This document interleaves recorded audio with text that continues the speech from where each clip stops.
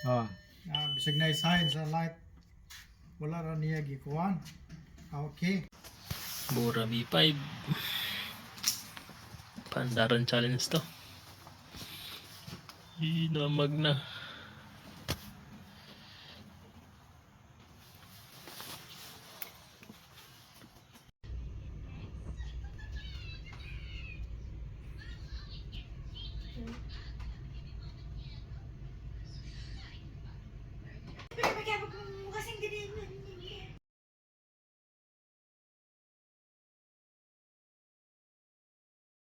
Right over here, and of course, a little bit of spicy chicken. And I'm only going for a little. 4.9 volts na siya. So, pag i-connect natin yan dito sa coil, magsi 0 volts yun.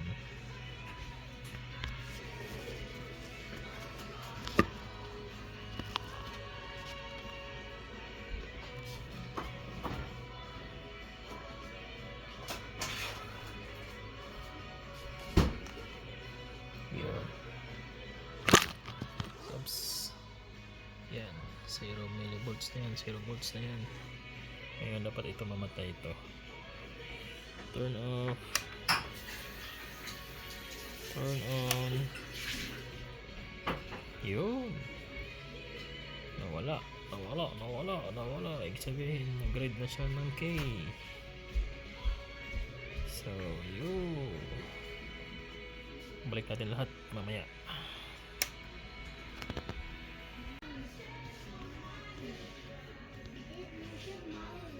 This one.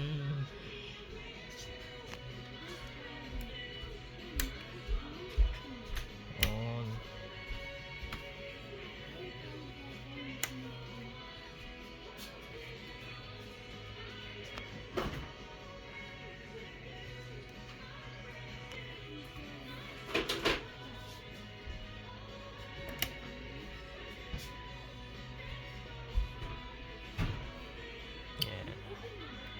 Gumagana yan. Ibig sabihin yung equalizer gumagana.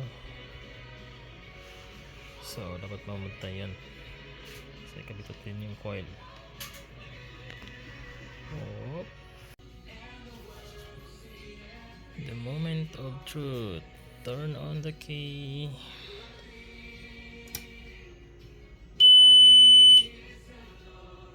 Patay na ang pitaka.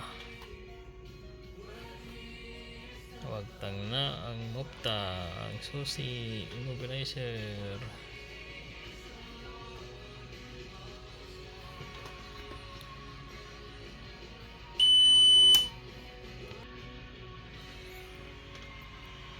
Ito yung isang susi.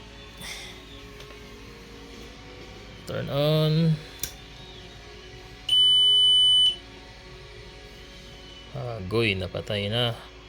Nawagtang na ang pang-abli sa bulsa. Nawagtang na ang pang-abli sa pitaka. Off. On. Oh yay. Awanan. Off. On. Yay. Awanan. Sokran lakay. Yun, umandar na rin.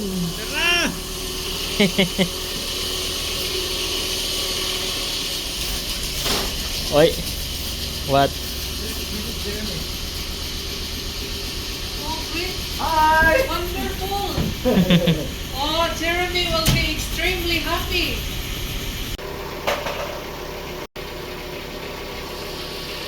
Umandar na rin siguro.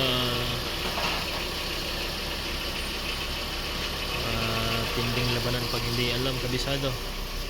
Pero nandali rin. Thank you kay Master Libby sa workshop manual wiring diagram. Kung walang diagram, wala. Hirap. Ayos na, wala na yung key immobilizer.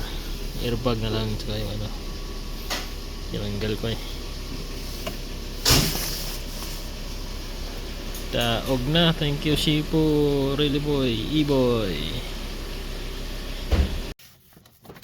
On. Stop. Yun. Tapos nakasawse.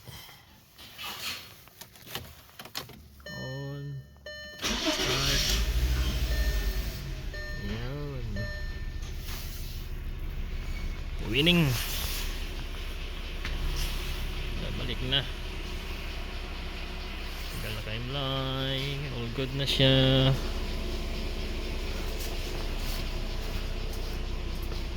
B5 Volkswagen Bora